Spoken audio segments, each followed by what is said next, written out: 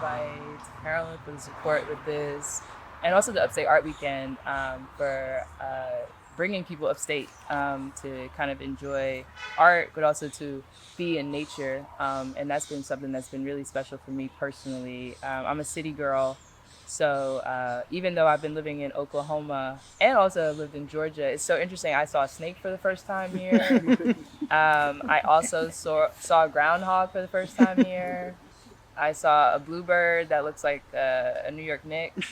I've been in wonder. I'm just like a little kid with a camera, like, oh my gosh. So it's been really special. I'll just say that. Yeah. Awesome. Carolyn, do you want to say anything before we get into like talking about art? I think the only thing I really wanted to add is like it's such a important part of, I think, supporting artist-led work, to let the work wander and find places for, new perspectives. Let your mind kind of settle to step away from your routine. And so I think that's a really important belief that we're guided by in our work that is so place-based in Tulsa, is like we want to share the work we're doing in Tulsa everywhere, and sometimes it takes this type of form. And I think it's just so great that, Tatyana, you're leading a project like this and welcoming space for other artists into it, because I think, that generosity is such a big part about like what leads people forward in the arts, is like looking around, bringing people with you. And I think it's not a surprise that you both found each other, for me, because you both lead your work with such generosity. And so it's exciting to be here and see what you're doing in this really, really special place. So thanks, Tatiana. Yeah, awesome. Okay, so where should we start? I kind of will have to just like jump into like how we arrived at what we see in the houses now. We could do like the long history of that, like from beginning of career, beginning of art making, to how we arrived here, or we could start from 2 weeks ago, or even a month ago, because 2 weeks is a good amount of time, but it's not a ton of time. And so I sent Lay like an email like a few months ago, like, what if we just start this conversation now, like over email? Just start thinking and pondering, like, what are we both thinking about? What are we both interested in? And you brought up some interesting stuff. I was thinking, I've had these houses for 6 years, but I actually don't know a ton about the history here of this place. These are some things I've been thinking about. This is some work I've been thinking about. And we just sort of like have started poking around in some conversation. But for you, like, when did things start to really like formalize into like, okay, this is what I think I'm going to be making here? Yeah, it was interesting coming into this because, like you said, we were on this email thread, and I think I sent you an email at one point. It was probably like at midnight. I was kind of going through like my production mania where I'm like in the studio just moving things, and I'm like, let me write Tatyana. And I threw a lot of, of thoughts and ideas at you. And a lot of them were about, I was thinking when we were in Tulsa, specifically about Edmonia Lewis. And if anyone doesn't know who she is, she was a famous Black Native sculptor who, in the 1800s was able to kind of travel internationally and showcase her work. She was a sculptor who worked with marble, and she did these really beautiful, amazing busts. And she was commissioned by so many people to create these busts of them that are now in different collections all over the world. And she's someone who's actually was born in this area.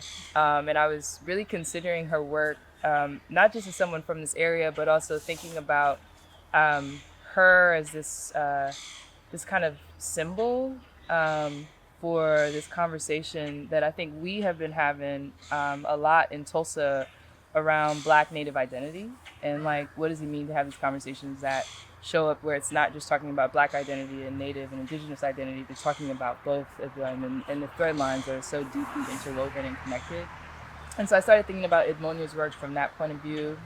And when I got here, I think it kind of opened up into a lot of other things about her as a person, and her being here, and maybe what that actually looked like, her growing up in this kind of region and area, thinking about this kind of silence labor of, when you think about the South, you think about Civil War, you think about like really intense labor, obviously tied to slavery. But when you think about the North, a lot of people think about Black folks having this freedom and being able to kind of move freely and do things with their own agency. But there was this very invisible thread of, obviously, of labor that went unseen and unknown. And that was also interesting to kind of come into that.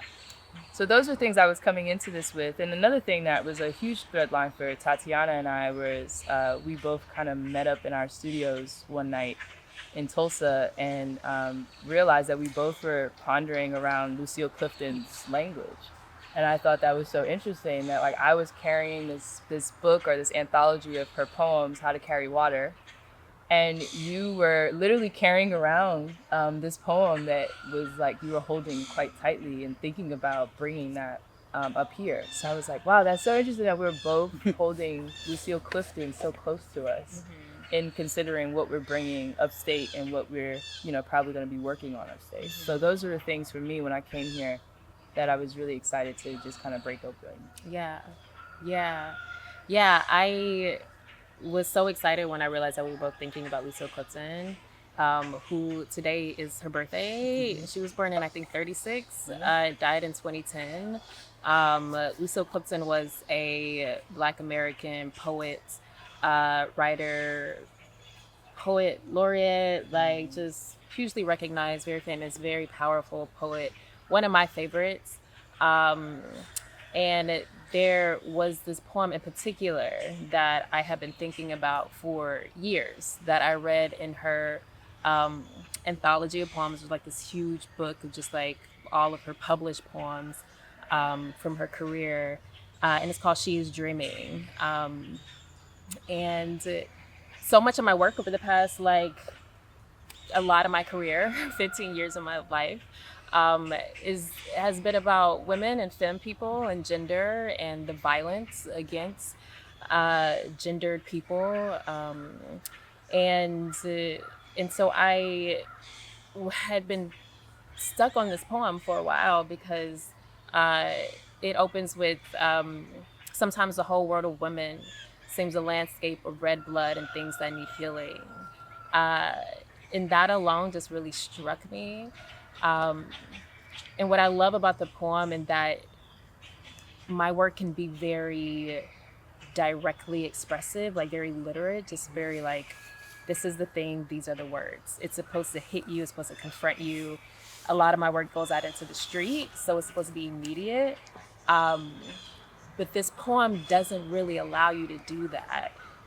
It uses a lot of imagery, it uses a lot of expressive language, but it's not so easily readable. Like, this is how you illustrate this. And so I think that's why it stayed with me for so many years. It's just like, I feel it so strongly.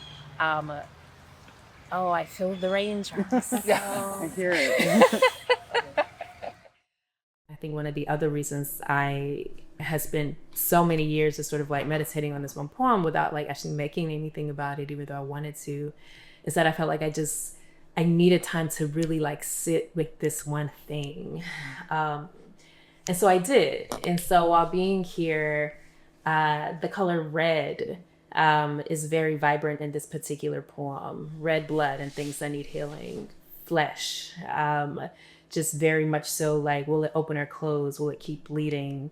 Just this color red and the gore of like what's inside of the body coming out in this violent way. And a history of people, a group of people being used to that. That's sort of been like this natural thing that is just natural to us, unfortunately. It's just like being brutalized in this way.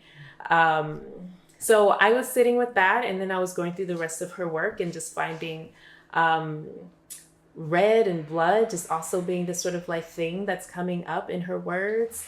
So it was nice to be here and just sort of being able to let stuff sort of like pour out of me in the way that I feel like these poems were, and able to sort of like meditate on these particular words in the poems.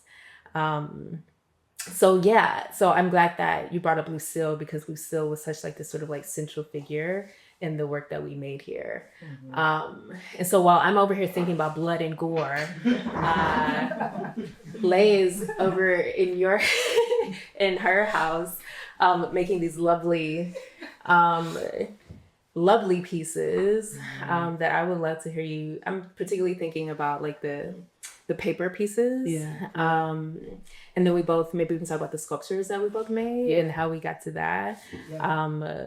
But yeah, those really, really, because that's a process that you brought with you. That's a Yeah. process that you had been doing, the way that you made the green pieces. Yeah, and it was interesting because I think also coming into this, I was thinking about Tatyana's work, and you know, when you were just talking about outside the work that you've done that has been in public, and you were like, it's in your face. I also think it also has this other beautiful quality to it that for me feels anti-monumental, and I say that not in a way to dismiss it in any way, or but I say that because I think sometimes things like that are necessary, where it doesn't have to be this big gesture. A lot of your work, I see people pass by it, and there's a moment where like it maybe catches their eye, but they don't look at it, but there's an instance where it is seen.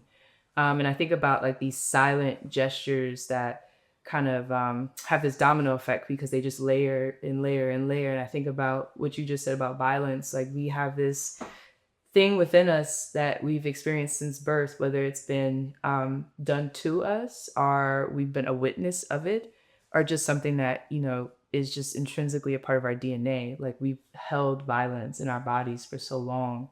So what does it look like to just release that?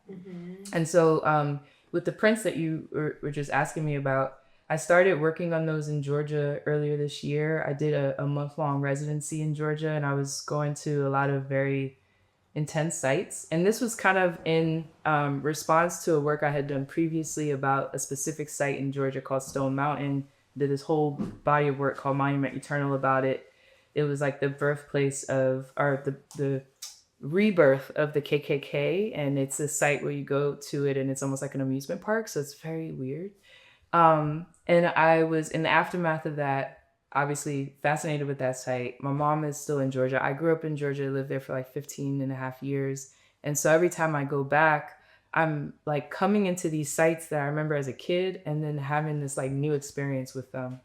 And I had visited Savannah at some point with my mother and learned about this creek that is not too far away from Savannah. And I was like, I really want to visit this creek at some point. So January of this year, I did this pilgrimage and went to this creek. It's called Ebenezer Creek. History behind it, I'll try to be as brief as possible, is that there was this march to sea that Sherman, who is the lead general of the Union soldiers, right before they won the Civil War, which ended slavery, quote unquote, they were doing this huge march through Georgia. And most people don't know this, but Atlanta was burnt to the ground because of this march. And so what Sherman was doing with his soldiers, everywhere he would go, he would just burn everything. And so a lot of these places he was going to was huge plantations, and he was burning them to the ground. So a lot of folks who were enslaved were looking at him as their savior. They're like, dude, we're free. You just burned everything. We're good. We can go. So, you know, they're like following him. But what most people don't know about Sherman is he was an insane racist. Like he did not think of Black people as on equal footing, even though he was fighting for the Union and fighting for this, you know, quote unquote, freedom or end of slavery. It wasn't necessarily about that for a lot of folks who were a part of the Union. It was more so about like a land grab. Like, how can we get this land? This is more so about land and money and the accumulation of that rather than freeing people. And so as they're going down, they're burning down these plantations, folks who were previously enslaved, following them. and they don't really want them to be there, but they're also helping them kind of navigate, this kind of back country that they don't know, and keeping them away from the Confederate soldiers. So they get to this creek. It's right before they reach Savannah. They build a pontoon bridge to cross it. The Union soldiers cross it. But before all the folks that are with them can cross with them, they break down the pontoon bridge. Their Confederate soldiers are coming. They're shooting at everyone. And so these newly freed Black folks are jumping into the water. They don't know how to swim, and there's this huge drowning that happens. So this creek is a mass burial. You can only get there via kayak because it's on private land, which is also very interesting, that there are people who live there and they kind of go out on their decks, and for them, peace and joy is looking out into this waterbed where online it says hundreds of people drowned, but it was actually thousands. So in the house, I have this film upstairs in the loft where I did this like 4-hour kayak tour in January in Georgia, where I was basically just trying to document this site. And what's interesting about that film is that most of the footage that I got of the actual crossing where the drowning was taking place was just all unusable. Like it was just so blurry and just distorted. So all the footage you see is actually the surrounding areas. And so I was thinking about that, like sometimes we have this desire to show something and to like confront something, but I think the energy of the space itself is asking us not to. And that for me felt like this kind of spiritual energy shift of like, you want to document this, but I'm telling you no. And so this is not something I don't think can be seen. Like you've experienced it because you've gone out of your way, you've gone to this space of discomfort to see this, but I don't know if it's necessary for other people to see it in that way.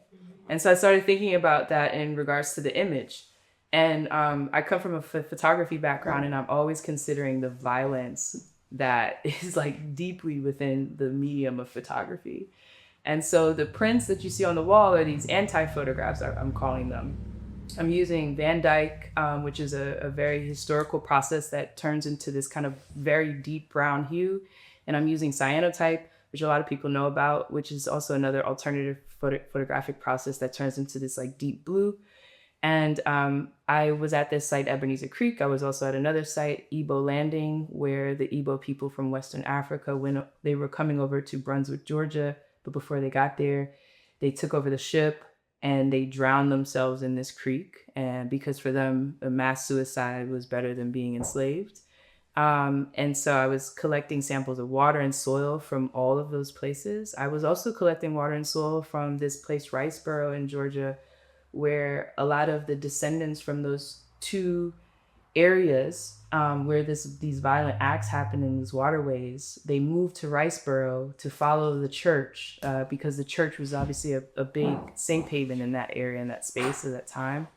And this body of water in Riceboro became like the first space where you had river baptisms.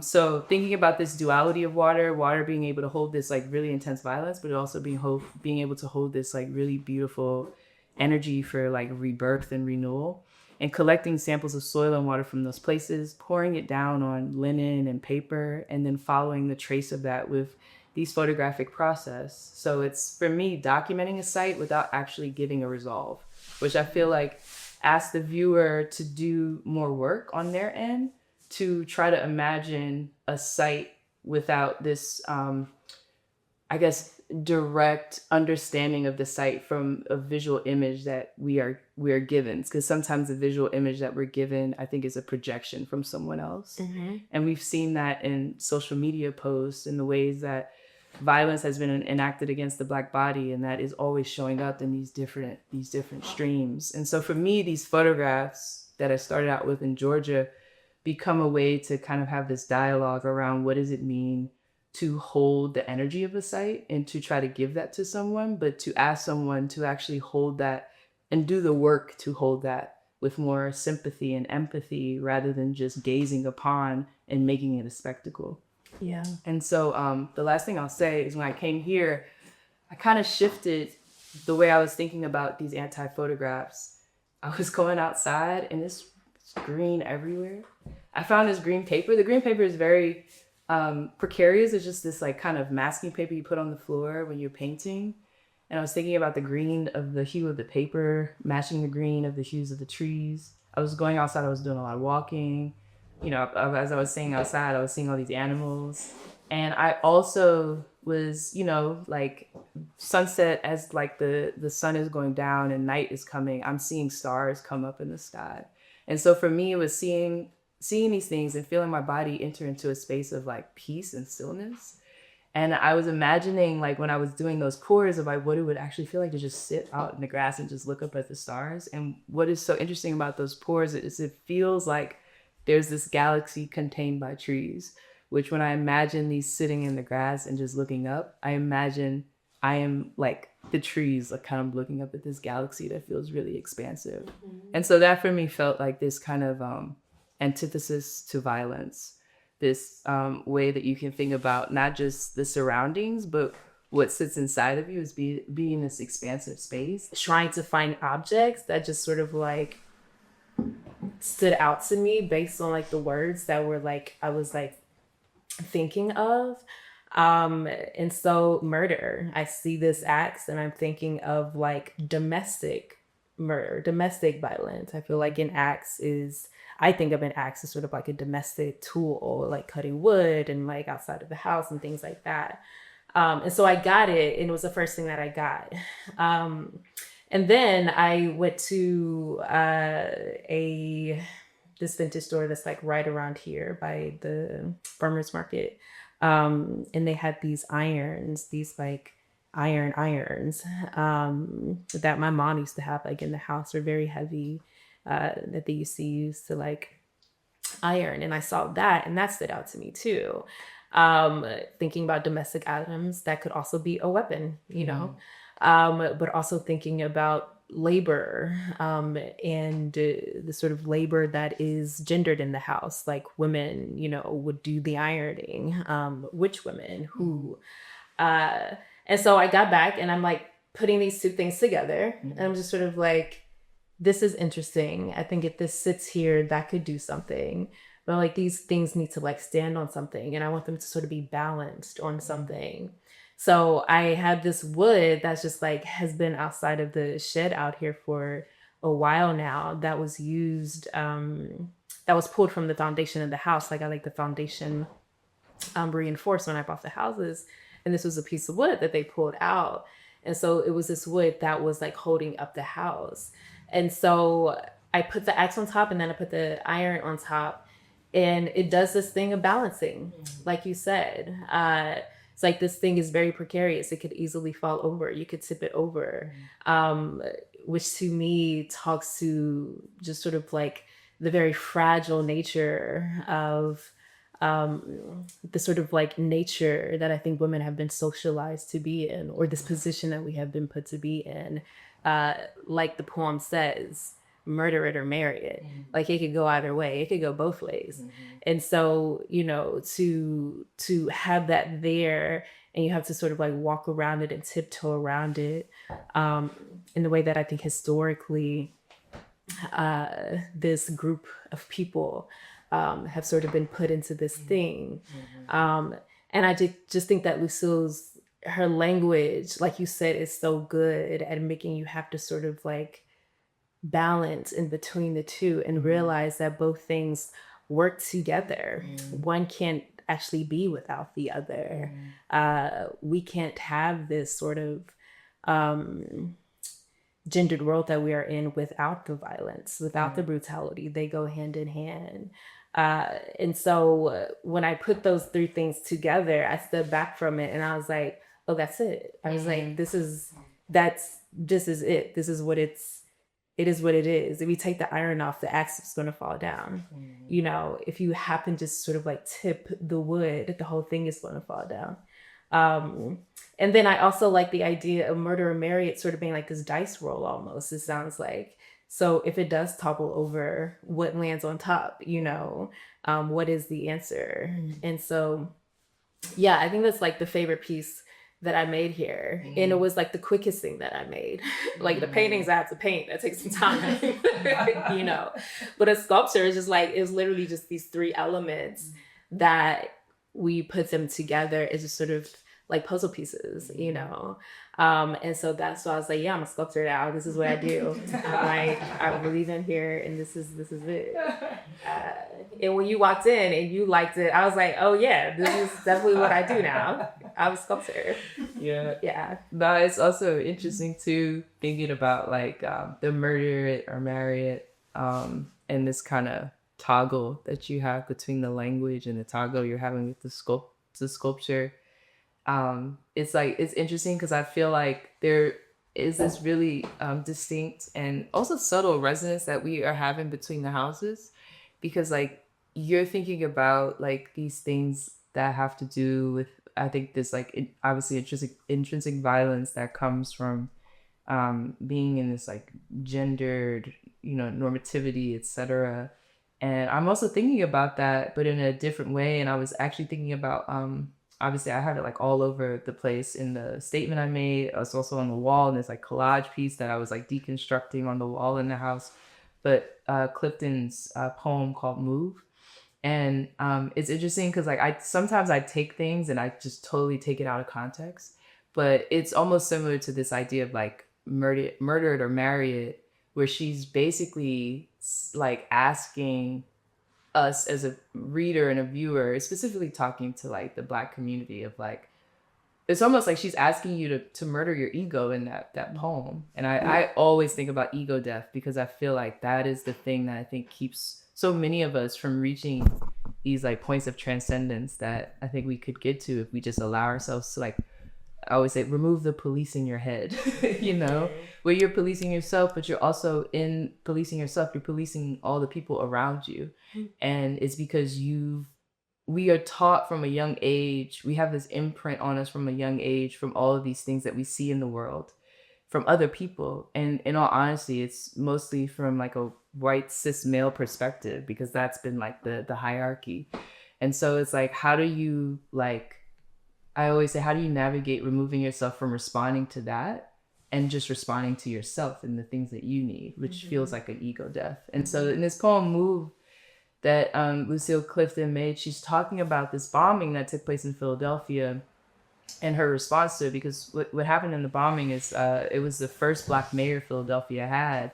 And basically he basically told them to bomb this housing unit. And in bombing the housing unit, the reason why it happened is because there were all these complaints coming in from Black and white residents in that area who were complaining about a group of people who had named themselves Move because they were interested in this Back to Africa movement. And they were allowing their kids to kind of run around the backyard nude, and they were wearing like certain garments that people felt really uncomfortable with, which is so interesting that these people were like allowing themselves to be liberated within their own selves, and all these people felt discomfort from that. And so this newly elected Black mayor, the first Black mayor in Philadelphia's history, just decides to bomb this housing unit. It killed 11 people, like 61, like I think houses were destroyed in that area. And it was such an interesting thing, because a lot of people were talking about like the violence that comes from within our community, not just outside of our community. And like, what does it mean to confront that? Which for me is about this ego death. And so when I was thinking about that, there's this last stanza. The move is like throughout, it's like this breaking point throughout the poem. And there's this last stanza where I'm going to read it because I don't want to, sometimes I butcher things. But she says, if you live in a mind that would destroy itself to comfort itself, if you would stand fire rather than difference, do not hesitate, move away. And I think a lot of people, for a very long time, obviously, who have, not critiqued, but who have dissected Lucille Clifton's poetry, basically just see that as like asking people who have these like ideas and thoughts about people to just like leave. You don't have to enact this violence. But for me, the idea of move feels like I think the bigger question is asking you to move away from, again, the police in your head, which is an ego death. And so I was considering that line so much of like, if you would stand fire rather than difference. Like, we stand in the fire of dealing with violence, holding the violence. And a lot of times the harm not only comes from what the violence has done to us, but it comes from how we inhabit that violence and we sometimes project it onto other people. So what does it actually look like to do the work to release that within us and actually be confronted with the reality that like we have to also do the work to unravel the things that have been imprinted on us so that we don't imprint on another. And so a lot of the sculptural works that I was making was kind of about that, this like process of navigating that. The piece that I have where you have this like bugle in the center and the yoke is balancing on it is thinking about this precarious nature of having to go back and forth with this confrontation with self and this ego death. Like I always say, I believe we die every day because I feel like we're constantly killing our ego in order to like live fully in our truth and our authenticity and to also like be the people we know we can be to serve ourselves, but also to serve the people around us, you know, to be light to people and not this negative energy. And so that has been the work I've been doing in my life. And I feel like that sculpture for me was like an embodiment of that, like the toll it takes, whether it's emotionally, mentally, spiritually, to navigate that. And then the other sculpture was thinking about Edmonia's story. And another thing that's really disheartening about her story is, you know, she had this huge success, but it was at the expense of her hiding herself from the work that came from herself. So there was a lot of people who talk about like she created the work she made with European features because she didn't want her likeness to be seen in these sculptures, because she thought if that was seen in these sculptures that her success would be at a detriment. Like she would no longer be as successful as she was. And so thinking about the toll that takes on someone, that you think about this fire, you're holding that. That's also a certain kind of violence when you're not able to like live in your true self. And what does it mean for us to navigate that? Like, how does that affect our well-being, our mental, you know, capacity? And so when I came here and I'm outside and I'm just looking up at the trees and the sky, I'm thinking about the ways in which the landscape, even though it holds this energy that can get us right back into the understanding of the violent history and the understanding of who we are and what we have to be surrounded with, it also can open us up to understanding that there are so many possibilities for us to like remove ourselves from the things that try to confine us and to expand into something else that has like so much more potential for joy and laughter and love. And I felt a lot of that while being here. So those sculptures for me were ways to kind of nod to that. Yeah. I love that. Yeah. Does anyone have any thoughts or questions? If it's just, just wanted to open it up a little bit. Yeah, I know. I felt like we've just been talking. Like I talked for forever. That's great. Yeah, it was really a question. We're just an observation with the sculptures, like the rust that you're talking about with the, and then like thinking about the water. It's like water rusts the metals, like, and with the blood stained paper and the photo process with all these like stains, like throughout all of these materials that we're using, and like a stain thing, kind of like you can't get a stain out. But sort of this mark of history that is always there. Yeah. It's just kind of beautiful the way you're using that kind of throughout all the different mediums. Yeah. Yeah. The word stain is interesting. I like that because it is a stain is, I think it's stain, you think of something that wasn't supposed to be there. Like it was like an accident or something happened, and in the permanence of it, it won't go away. When I was thinking about blood, I was thinking about sort of blood is internal, right? We all know that we have blood inside of us, but we don't see it. And then when we do see it, we get panicked by it because we're not supposed to see that, you know? And so, you know, it makes people queasy. You just, you know, some people don't like it. And you sort of like jump at it. So it's like, what does it mean to like make something public that is internal, that we all know is there, and that some of us are used to seeing? You know, some of us have like this sort of like history of not being weirded out by blood because we are not weirded out by seeing the sort of thing that is internal, that is being exposed, the humanity being exposed to people. So I was just sort of like pondering with sort of, you know, blood and just sort of like how it comes about, how we come to see it, when it ruptures out of you, like why is that? How is that? And if it's stained something, you have this constant reminder that this thing happened, that this experience happened, this harm happened, or this life happened, or this birth happened, yeah. Yeah, it's interesting too, thinking about like the way that you have been thinking about like staining. Thank you, Katie, for bringing that up too. And like blood, and like even we were talking about Lucille Clifton's poem about menstruation, and we go through life as existing in a femme body, and you feel so much shame about it, but it's this thing that collectively we all deal with. And it's so interesting, like the way her language kind of opens like an understanding up about it.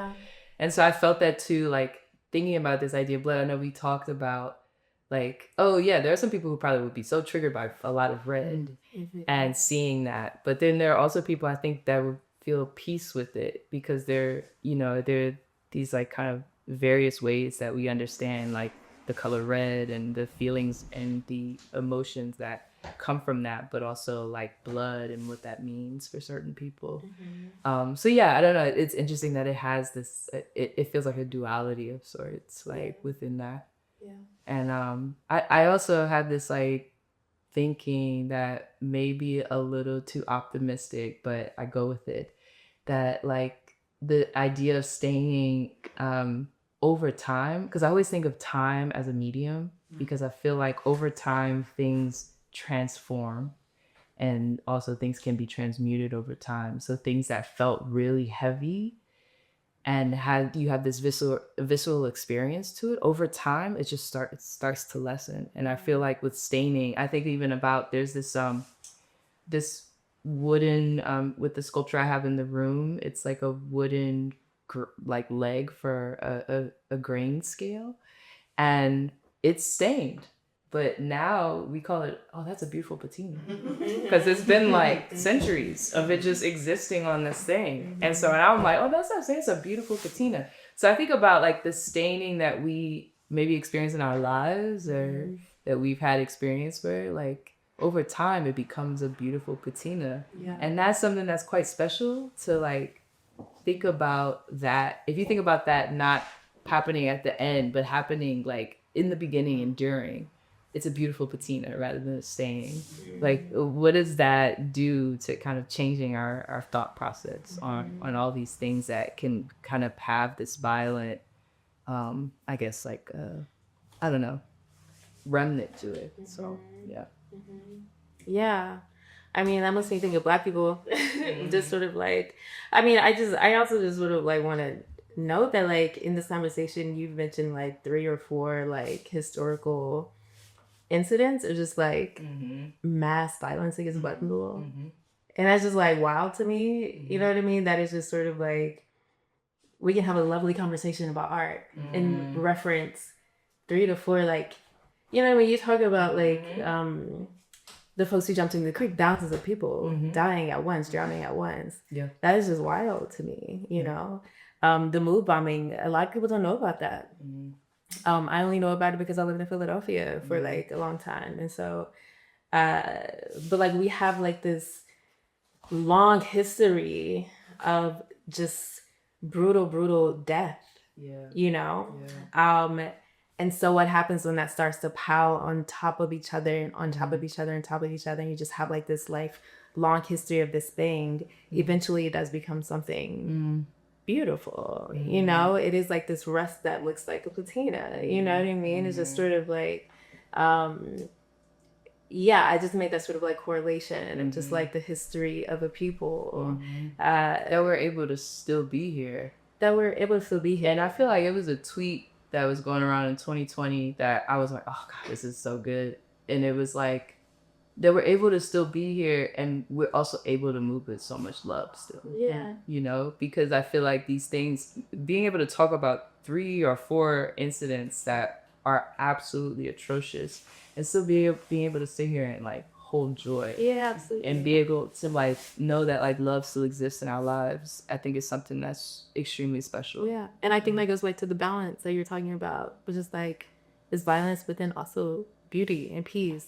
And I think that also goes back to Clifton. It's one of the things that I love about her and her writing is that she just holds the balance of being a human being so beautifully, like all of it, the hate, the bad, all of that stuff, which is like the everyday, this is my life. Like you mentioned the poem about menstruation, like there's one poem that I have in the hallway here that is one of my favorite poems of hers, and she sort of like talks about her, it's called To My Last Period, and she personifies a period, which is just like this thing. It's a bodily thing that happens to people who have periods. You know, it's a part of our lives, and if it happens to you, then usually when it happens, you're just sort of like, here we go. You know what I mean? I started my period today, to be honest with y'all, and I'm sitting there, my stomach hurts. And so like it's the same, but it's like she talks about like when the last one, and she writes about it so beautifully, and like I would get up and bring it in here to read it to you all,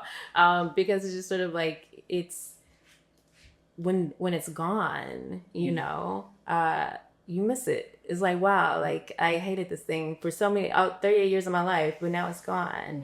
And so yes, this balance of sort of I think to be a human, and then this balance to be a human in a collective of people who have survived, and to find joy and beauty in your everyday, the everyday of just like having a body, being a person, having this humanly experience, while being that person within this collective of people who historically and currently always are dodging this threat of violence all of the time. And so I think that we made work that sits within that sort of like concept, in these different and interesting ways. And that's why I really love the work that we made. Because we made it here like over these 2 weeks. And I think maybe before we close or move on, I think it'd be cool to talk about our thoughts on like the future of this work, of like, because it feels like the beginning. Again, we make this work just here. And so I think as we continue to, I think we both have plans to continue to sort of like meditate on this work and Clifton's work, and to expand it and to do future things with it. I'm super excited about it. Yeah. It also feels like I've been talking to Tatyana that this is just like the starting point, and it feels like a beautiful starting point and a beautiful continuation of a dialogue I think we've been having since we met, in all honesty, because I feel like we've been talking about these things, and I know Clifton came up recently with this kind of push to be here upstate, but we've been talking about a lot of these themes because I feel like there has been this resonance within our work. And the thing I've appreciated about your work, again, going back to this idea of monumentality and this kind of going against that and creating things that do hold these ideas of what a monument can be, but in a way that is a sustained thing over time, that has this like subtle nature. I think about this house that you've built, in this space that you've created here for people to come and rest and to be in nature in a different way, and to make, but not make with this like pressure, to make out of just like, oh, I feel like making this. It's not that someone is telling you need to have this thing done by this time period. I know we had that, but it didn't feel like that. It felt like, oh, I'm coming here and I'm just gonna like allow myself to feel what I need to feel and to let it flow out of me in the way it needs to flow out of me. Yeah. And I think that is, for me, that's monumental, to have a space like this that exists. Yeah. And I've been thinking about how I create that in my own life. And so I feel like you, for me, have been this person I've looked to as like a model of what that can be in like different formats, which I find to be like so beautiful. And I'm just really grateful and appreciative of that. But yeah, thinking about future, I'm excited to have this work here first and foremost, and I'm also excited to see it go to Tulsa. I'm throwing Carolyn out. And I'm also excited to also be in conversation, continue to be in conversation with Lucille Clifton's work. Yeah. And to see how that also can come to fruition of having that as like, also she's a joint collaborator in this. And it's really special that this happened and we did this talk on her birthday. And her Cancer spirit and energy is here with us. She was such a beautiful, like, sorry, I'm a Cancer, Carolyn's a Cancer, you know, so we got a lot of Cancer energy in this space. And she was such a beautiful soul, and I love when she talks about being a Cancer in her poems. So. Yeah, I love the Cancer energy. Yeah, it's giving water, it's giving emotions, giving emotion. It's giving sensitivity. Yeah. Yeah.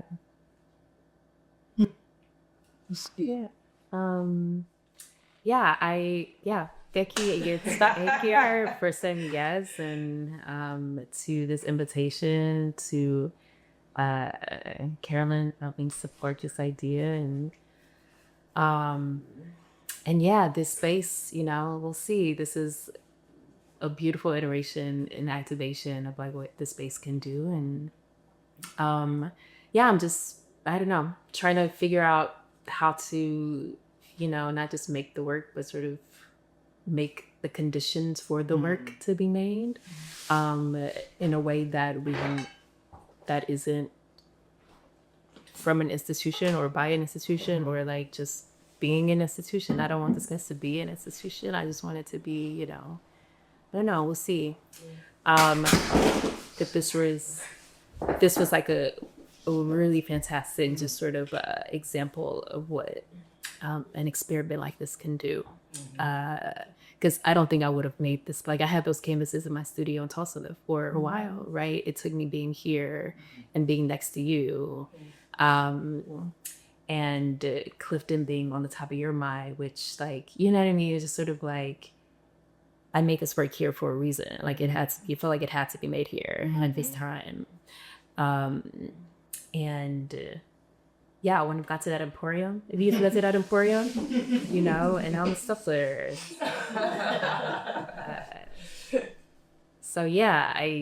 This was really great. Thank you. Yeah.